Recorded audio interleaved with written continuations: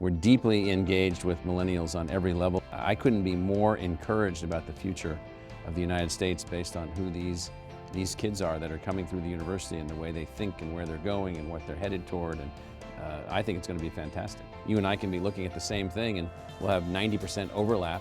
We'll have the same view. Then we'll have 10% where we have a slightly different view.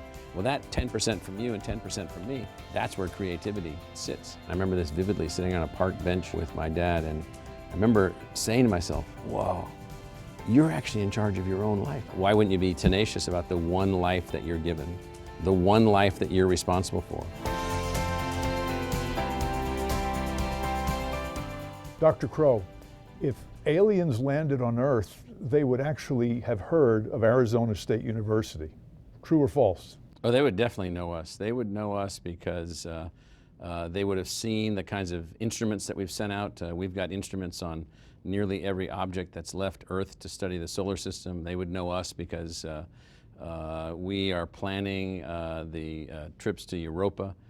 We just won the mission to the Psyche asteroid, which is the size of Massachusetts and is a core, a metallic core of a planet. And so they would definitely know us in every possible way. Well, tell us a little bit about the Psyche mission. Here's what we've been doing at ASU. We've got great scientists and great engineers and great thinkers and great students, but a few years ago we organized ourselves into the School for Earth and Space Exploration. That new school then has been conceiving of and advancing through our great leadership there, new kinds of missions. And so we just won not just the mission, but the idea for the mission. In this particular case, if you ever want to figure out how to mine asteroids, or if you ever want to figure out which planets are actually habitable, you've got to understand their inner core. In a neighborhood, 4 years away, 5 years away, by spaceflight speed, one of these cores is floating around. So we're going to fly over to that, study that thing, understand how it works, then come back. Then you'll know how to find them, mine them, shape them, and then understand how to find habitable planets. Is this mining meant to result in actual mineral production? So the asteroid up there, if it was to be mined, because of it's made of metal, the estimate is that it's worth 10 to the 20th dollars, which is larger than the Earth's economy in total by orders of magnitude. And so what one has to think through when one thinks about off-Earth things is, how would you quantum change the economy of humans? You could quantum change the economy of humans by altering what we think of as the space in which we live.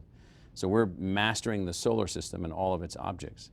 When you master the solar system and all of its objects, you grow the economy accordingly. You sound like a scientist, but if I'd asked you a question about athletics, you would sound like an athlete. If I asked you a question about journalism, you would sound like a journalist. We have 400 majors, 150 academic programs organized into almost 20 colleges.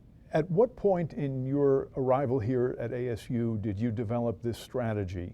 If we're looking at educational disparities being related to economic competitiveness and individual economic disparities between and among people, you'd say, well then, for all that we've achieved, the old designs have run their course, and we need new kinds of institutions. And so from the outset, I proposed a new design of a new kind of university, which would be built around a series of aspirations about inclusivity, about quality of research, about impact on community, and then below that a series of design aspirations that were more specific. So one of those design aspirations is intellectual fusion. We will build a university which fuses intellectual fields together rather than keeps them compartmentalized and siloed. The challenge with the human part is that people are not always as adaptable to change as the visionary. I tried to get people to move past thinking about themselves, because the university isn't really for the staff or the faculty, and to think about two groups, the students that we were serving and the citizenry that we were charged with creating adaptability for. And so if you change your thinking away from yourself and you think about the student and become student-centric, and you think about the community and think about measuring yourself against how well the community is doing, economically, competitively, educationally, whatever it happens to be, health-wise, health outcomes. If you make those your measurements, then all of a sudden you don't think about silly things anymore. You start thinking about, well, what can we do? What else can we do? How can we innovate? How can we make these things work? As the largest university in America, you probably are the largest educator of millennials. We're deeply engaged with millennials on every level. We live with them every day. We're producing thousands of them per year as graduates. And I will say, just about them, that I couldn't be more encouraged about the future of the United States based on who these kids are that are coming through the university and the way they think and where they're going and what they're headed toward. And I think it's going to be fantastic. What advice do you have for a business that wants to bring those millennials on board? What kind of message should they be sending? The message should be about life purpose. That's, I think, the single driving force above all others, as well as engaging them where they're making decisions about what part of the culture that they're engaging with. So there's no overarching dominant cultural icons that they're going to become connected to. There's no Frank Sinatra of the 2020s or the 2025s, that's going to be what was the case in 1965 or 1970. So those are changed and those are different. So if you want to interact with millennials, what is the purpose of your organization? And so if you're just selling hamburgers and only selling hamburgers, but you're not selling hamburgers that are also making certain that you're not destroying the environment or whatever along the way, well, they're not going to buy your hamburgers. Is the skepticism that we see in millennials, is it really just a form of independence? I see it as total independence, and so I don't see it as skepticism. I see it as, I want to make my decision. So the funny thing about generations is that every generation is but a product of all the previous generations, and so the millennials are what we produced. Their views, that's what we helped to create. Now there is a big divide among millennials, which is along the chasm of educational attainment. And so those millennials who are less well educated and therefore less adaptable to the changes that lie ahead, I think they're feeling disenfranchised, disconnected, and fearful, and perhaps even rightfully so, compared to those that seem to be winning all the prizes, getting the higher salary jobs and more opportunities and things like that. And so that's something that we have to fix. Speaking of elite millennials, Yale, the campus at Yale was recently the scene of what we call a protest that was around safe spaces. Would you have handled it any differently than Yale did? We're interested in people being prepared for the rough and tumble world. We're interested in ideas being presented and argued over. We're interested in people learning to make their case. Now there are limits to that in terms of appropriate speech, but we're certainly not interested in damping down arguments. We work really hard to make sure that we have responsible, engaged communication among and between all parties, and that people are accountable for what they say. So it's also a part about accountability. And so we're not experiencing a lot of things that are being experienced at other campuses, because we have a very diverse, extremely diverse, non-privileged group of students. And so what I mean by that is that they're here to work. They're here to learn from others. They want the kind of diversity that we have. And so we just haven't had those same kinds of issues. What kind of feedback do you get from students personally? One thing that I'll hear often is, thank you, things are going well, pretty happy about things. Occasionally I'll get a specific item. We had a young Muslim student one day. I asked her how things were going. I didn't know that she was a Muslim student, and she said, well, yesterday was an important religious holiday, and it was September 11th actually, and this was on Monday, September 12th, or Tuesday, September 13th, I don't remember, 2016.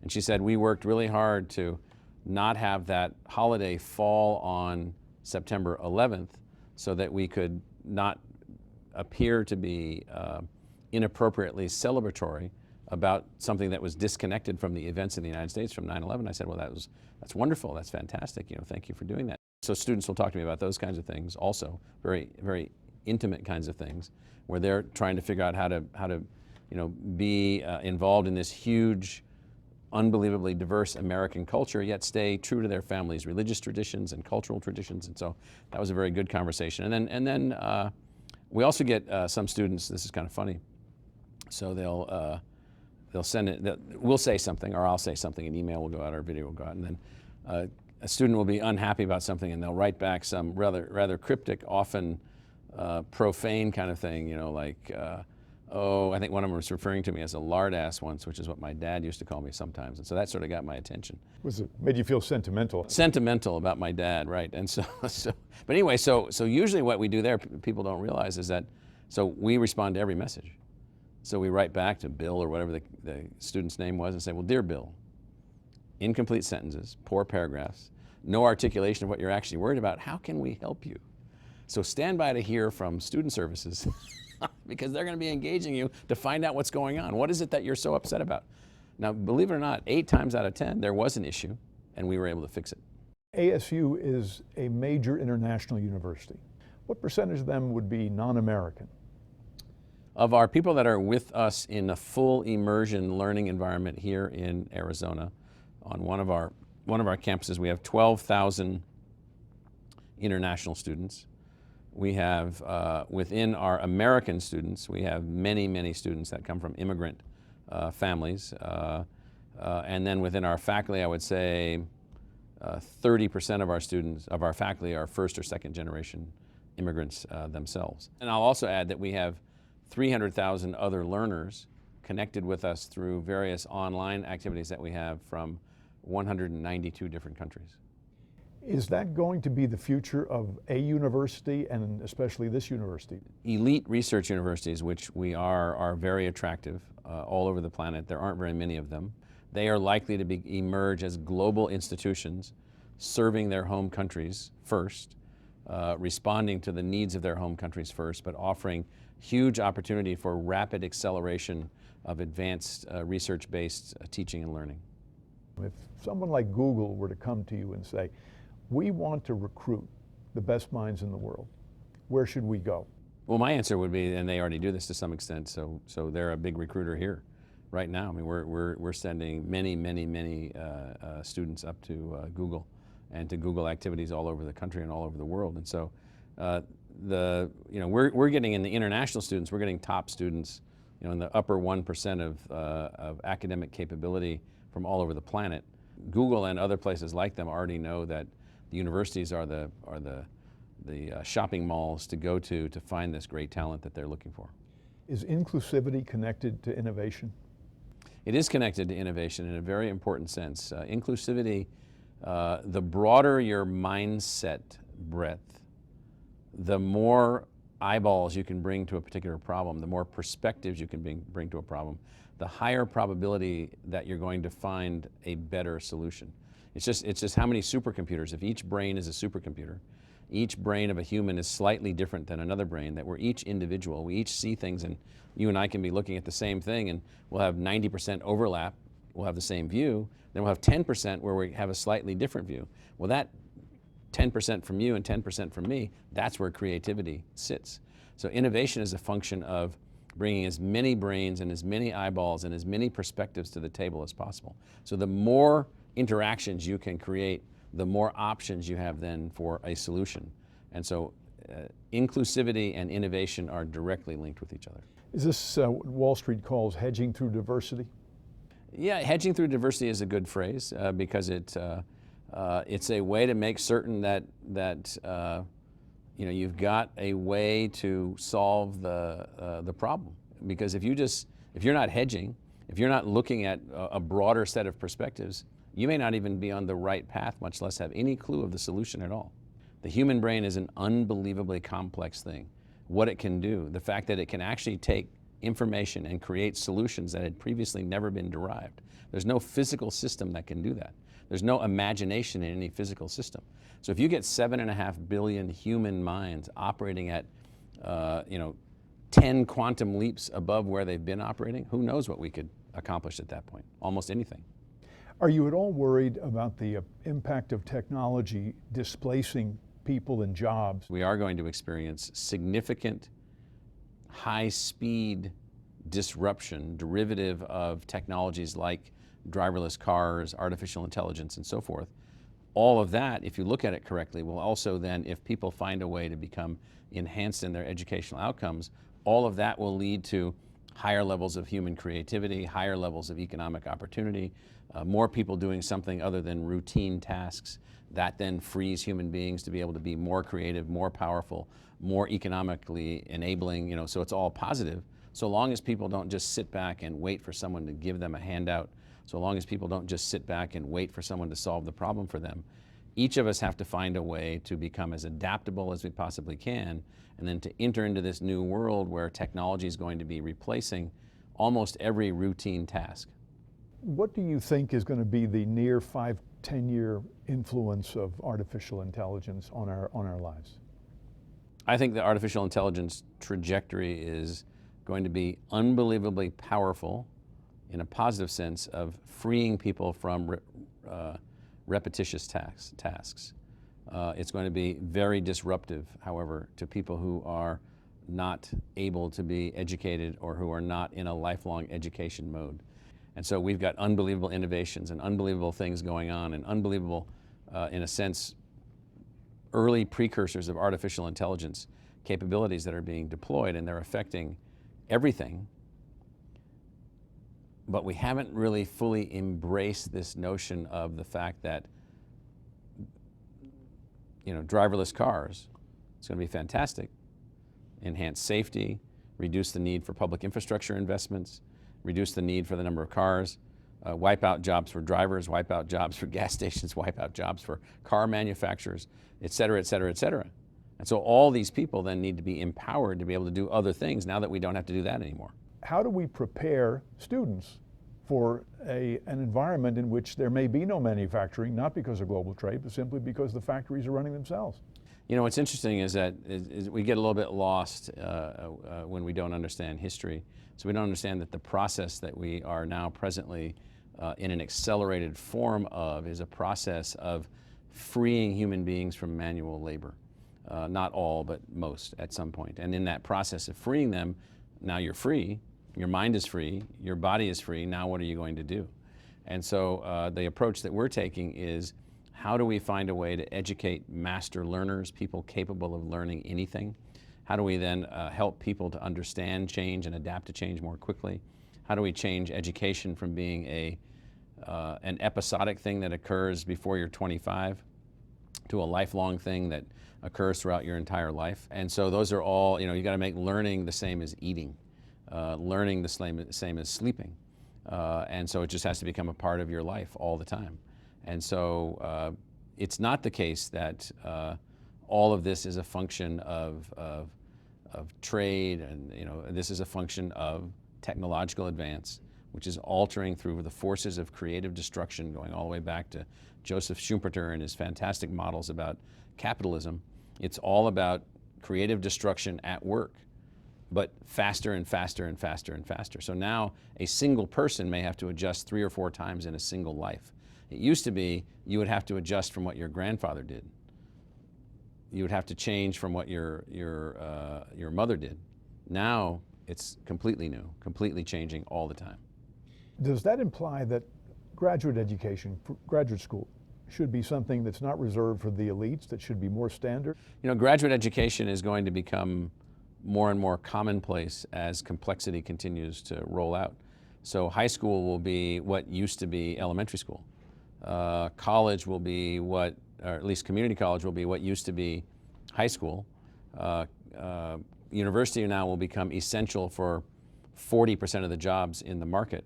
And graduate school may become important for 10 to 15% of the jobs in the market. Well, those are all scaled things way beyond anywhere where we're operating right now.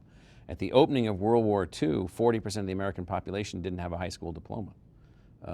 We wouldn't be even effective now. And in fact, if you look at from the close of World War II to now, the 70 plus years in that window of time, there have been unbelievable things achieved, and one of them was unbelievable educational attainment by the American population.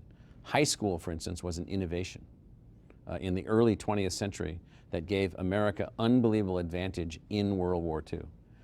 And so people don't think about these kinds of things because it's a constantly moving thing. When I think about your background, you grew up in a military home. Mm-hmm. Your mother died, you were age 10. In some way, did that make you more adaptable to change? I think that my life experience with all the moving around and adjusting to my dad's being in the Navy and adjusting to all these different schools, it did make me more adaptable to change. It made me also more understanding of difference. between people, between places, between cultures, slight nuances of accent and verbiage and ways in which people express themselves and think or laugh or eat. And so I was able to experience all of that. And I saw that experience as positive rather than negative. You've said that our country is going through revolution, and your words were, we're in this no man's land where change is occurring rapidly. What advice do you have for our newly elected leader? What I'm hopeful for is programs that can expand our science and technology base to think about everyone benefiting, not just a few places benefiting. We haven't had enough research on advanced manufacturing. We haven't had enough research on drawing in the core skills. So if I'm a boat building technology up in Maine or Massachusetts or New Hampshire, there aren't any boat building research centers, and there ought to be. If I'm looking to optimize the skill sets of folks that used to be more actively engaged in the heavy manufacturing aspects of coal mining in Kentucky and West Virginia, well, what other things can we be doing using the same kinds of core skills and expanding on those and enhancing those? How can we distribute manufacturing across the entire country using 3D printing, using advanced systems, using the internet, so that every town and every village could be a part of the build something and process. And so, what my hope is that the president and his administration can focus on broadening innovation, broadening the development of human capital. What we should be doing, and hopefully the new administration can do this, is expecting more from all of education, K through 12 and universities. We should be graduating everyone through high school, everyone, not some people, everyone.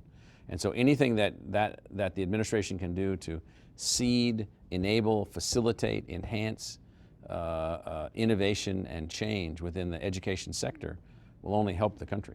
Couldn't we make the case that educational spending is really just a part of infrastructure spending?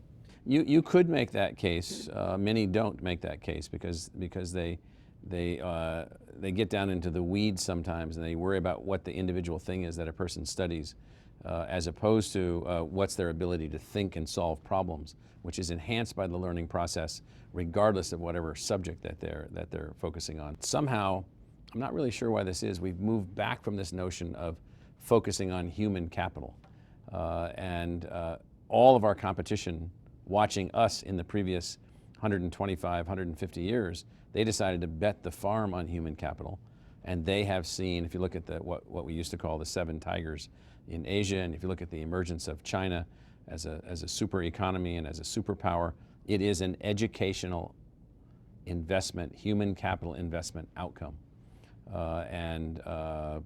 For whatever reason, my own view is that we became temporarily complacent, temporarily spoiled by our achievements, and not realizing that everyone else was going to get to where we were, which would require us to continue going ahead of them. If you were to look at the problems in the world today, the elective problems from the Middle East to the inner city of Chicago, can you correlate it to the lack of education? Your lifespan is an outcome directly connected to educational attainment. Your level of dependence on public welfare investment is predicted by your level of education. Your children's outcomes are predicted by your level of education. The list is very significant, and it is a deep factor that affects all other outcomes. If you have a high school diploma and you're of European origin and you're female, your high school diploma or less, your lifespan is going down in the United States. And that's never occurred before. So that's like a fantastic aberration of the way the world has been going. And so it turns out that education, and this is where people get lost in this, they keep thinking that this is moralistic preaching. You have to go to school, you have to go to school, you have to go to school. It's not moralistic preaching. It's basically, it's like no one chooses not to learn how to read. No one chooses not to learn how to brush their teeth. It's the same kind of thing. It's just got to be seen as the same as reading or the same as singing. It's just what you do. You just learn. You're known for tenacity. When your father took up the mantle of running the family at age 10, was that a lesson in how to be tenacious and how to be responsible? You know, I think the lesson for me then was certainly he was a tenacious person and did everything that he could for our family to be successful. The lesson for me then was who's responsible. And what I actually realized even at age 10, I remember this vividly, sitting on a park bench on the north side of Chicago with my dad, and I remember saying to myself, whoa, you're actually in charge of your own life. I remember saying this to myself in my head, that there's no one else responsible, including my parents, that I was actually responsible. So when you realize that you're the responsible person for your life, you're going to be very tenacious about you and your life. Why wouldn't you be? If you think someone else is responsible, like your parents, the government, your aunt, you know, somebody else, a lot of people rely as if someone else is responsible for their life. The second you think someone else is responsible for any outcome associated with you, you're in big trouble. I remember sitting on that bench like it was yesterday, and just saying to myself, man. So I remember in the years after that, I started reading about other people's lives. These other people that, and then I started learning about, well, you better do this. What about this? What about that? What about that? And so it was a very critical moment for me to be able to have that realization. You had a group of students and you addressed them by saying, you are responsible. There is no one else. Why wouldn't you be tenacious about the one life that you're given, the one life that you're responsible for, the one set of outcomes that only you can control?